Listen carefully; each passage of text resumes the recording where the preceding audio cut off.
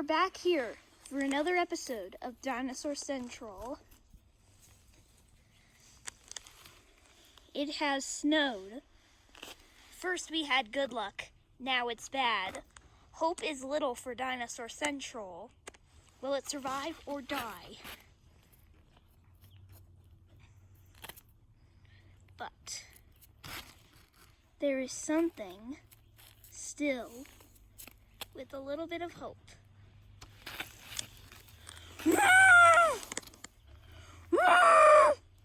It is Crimson. He is back. We all thought that he had died, or that was the reason he wasn't in the show anymore.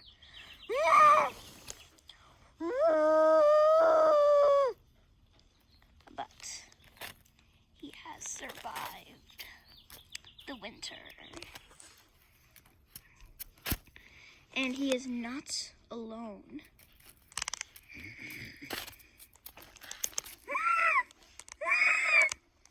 He calls. This is suspicious.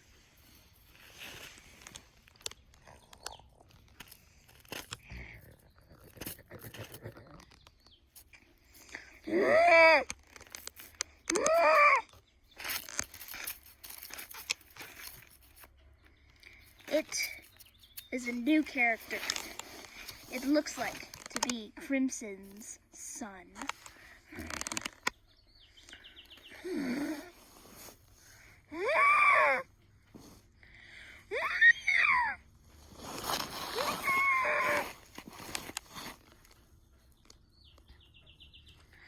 We will name him Anubis, just for the heck of it. He is still in his juvenile stage. He has not grown to his full size yet. It has been a while since we have seen Crimson. Actually, it's been years, but we never thought that this would happen. It's very rare. Carnotaurus now are very rare on this side of Dinosaur Central, because this is the side that gets the most droughts. Anubis walks right next to his father, and together they look upon the wetlands that are doomed to pass. But we also see another predator.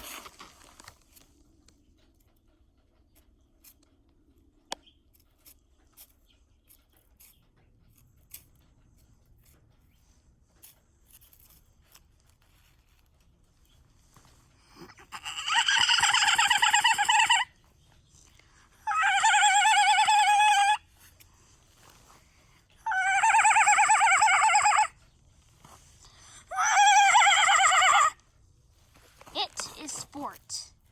He is full grown. He is learning how to hunt on his own. Both Pepto and Lucky have died in the storm. He is very sad. Without his parents, he might have to take a kiss to the road.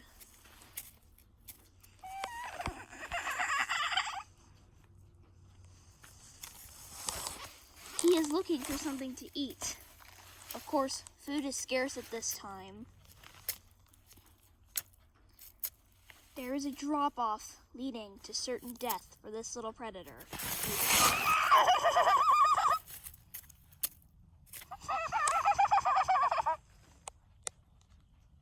He is fine, but there is certain death waiting where Crimson and Anubis stand.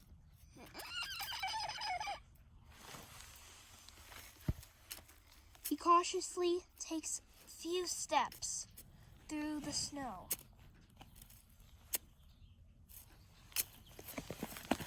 He has not made a home on his own yet. He will soon. But finally, he meets his victory. It is Bertha. She now is very old, and she is very sick. Her baby is full grown now, and Blizzard is also very old.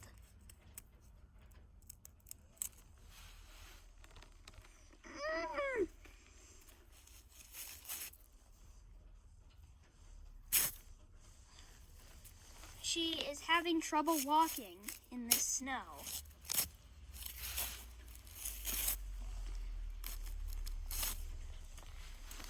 But soon she makes a critical error.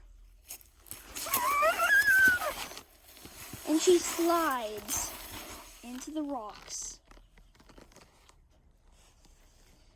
And all the other herbivores, even her baby, leave her to her doom. We have followed Bertha since her youth. Since her youth, and now she is an adult, and she is dead. Meanwhile, with the Carnotauruses, Crimson is getting ready to strike.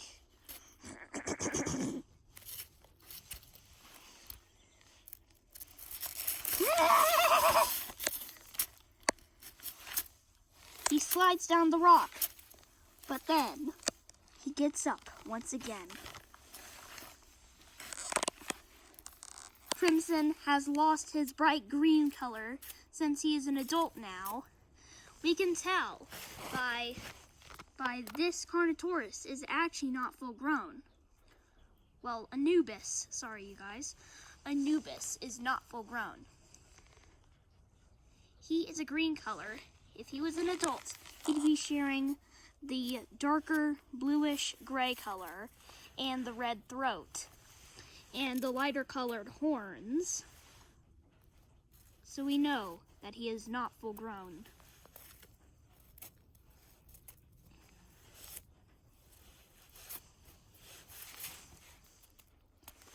These two are not anticipating on hunting after all. They are trying to find hope. Crimson starts to dig for water. He chips at the ice and snow, but cannot find a thing. Both Anubis and him are starving.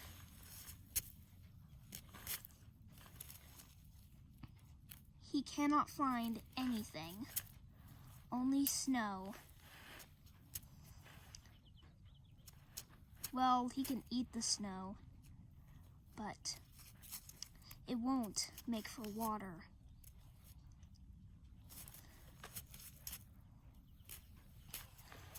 The chances of surviving are getting slimmer and slimmer for this Crimson King.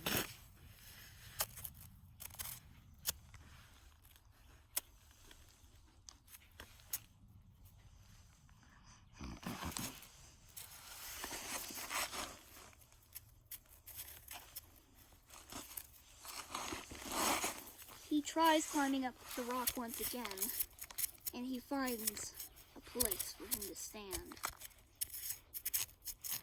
And of course, you guys, I'm sorry I did not record this, but actually, Razor did die in the storm. So yeah, really sad.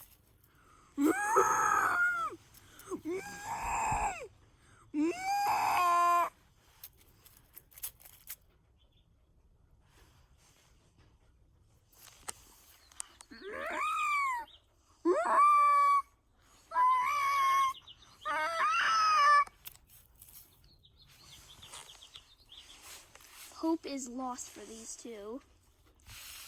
But meanwhile, with sport. is still looking for food, but he cannot find one little smidge of it. He usually feeds on already used carcasses, like scavenging, because that's all he can find now. But when he sees Bertha dead in her death position, he goes for the kill.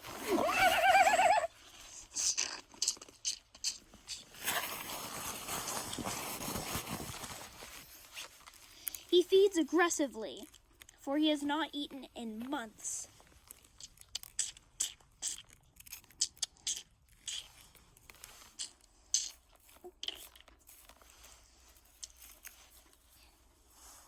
He feeds on the leg of the huge dinosaur.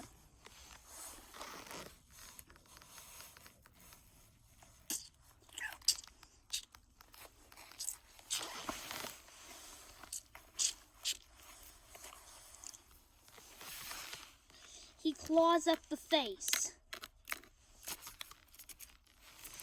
as it is his now. And then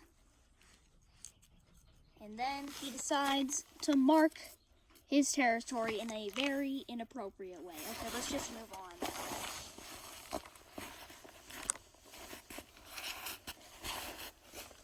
The two Ornitauruses are getting closer and closer to their destiny. But they do not know, for they have small brains. But we can see that they are getting closer and closer to a shelter that could be saving their lives. They have found a decent shelter, and they move in.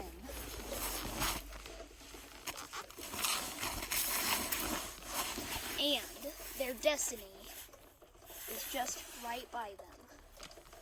Water.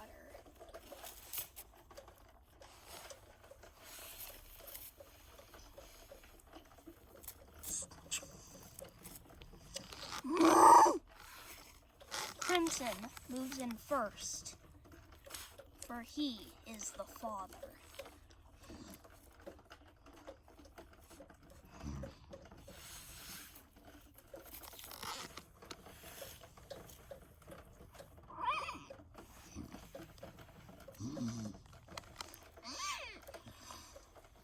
Then his son moves in. Anubis is very happy that his father has found a shelter suitable for them.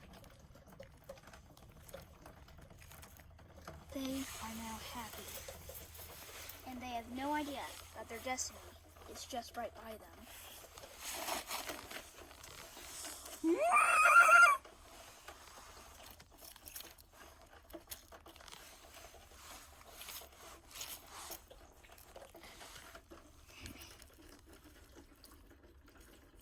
Water has been found by the strong father. He digs it up, and then he takes the first drink out of the watering hole.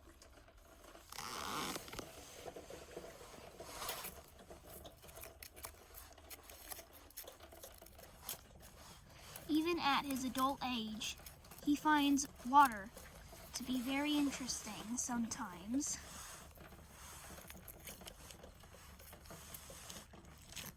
How it moves, and how it migrates to other places of Dinosaur Central. Anubis takes the second drink.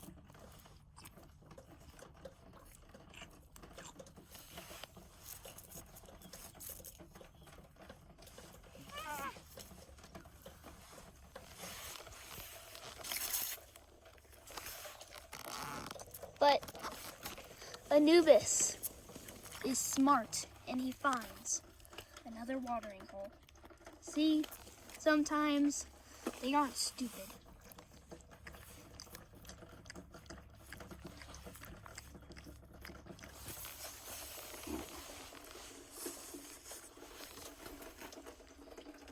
Crimson knows the time. It is time to make a nest for Anubis and him. He has very short arms, but he can pluck leaves off the trees.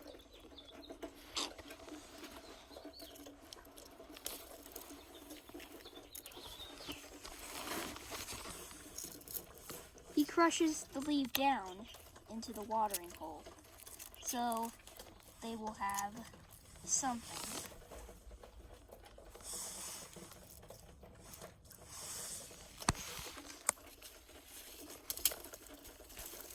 He strips down more leaves from the tree.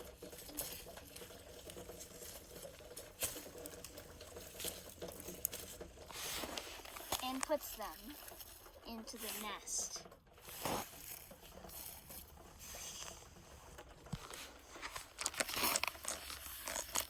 He smashes them down. This will be good bedding for them. Finally, they both can rest peacefully and happily in their new home.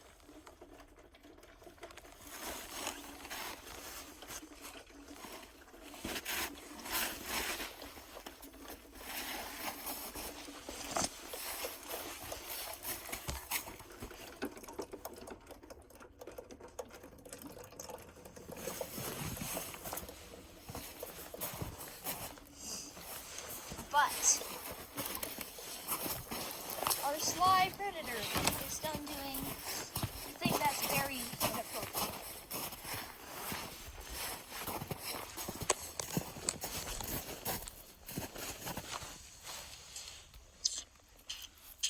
And he is eating more of Bertha's carcass.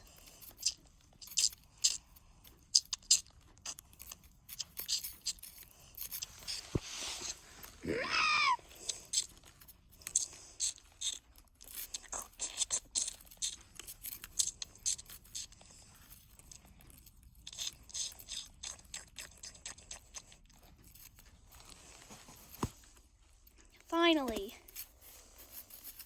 it's all filled up.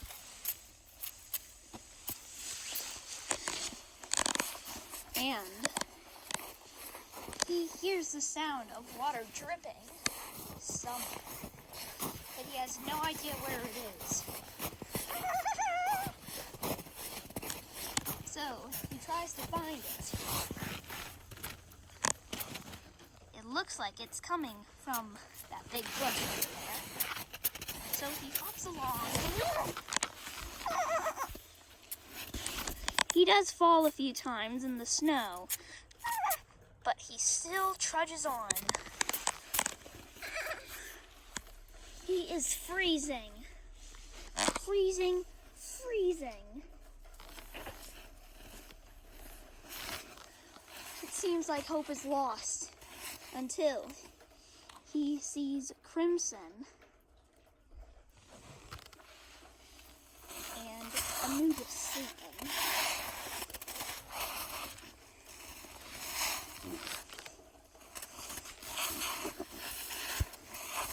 Feather. Here's something you may not know. Sport has actually just gained his adult feathers in the storm, and that has helped him survive without his parents.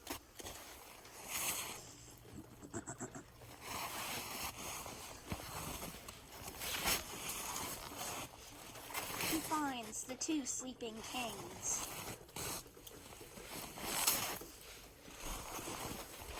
But he is about to make a critical error.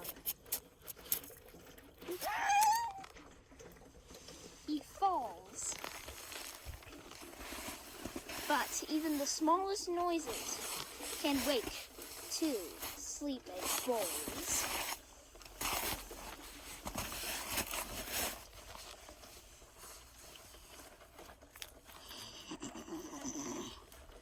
Anubis hears the intruder.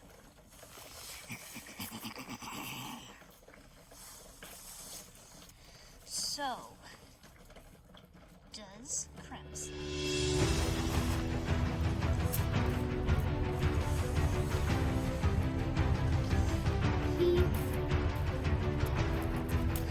tries to scare off. He tries to scare Scoot off with her foot. But it does no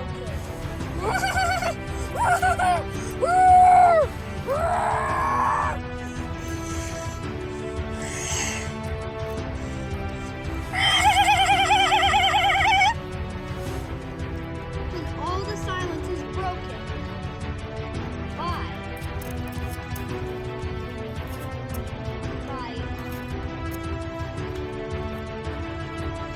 Scoot's song.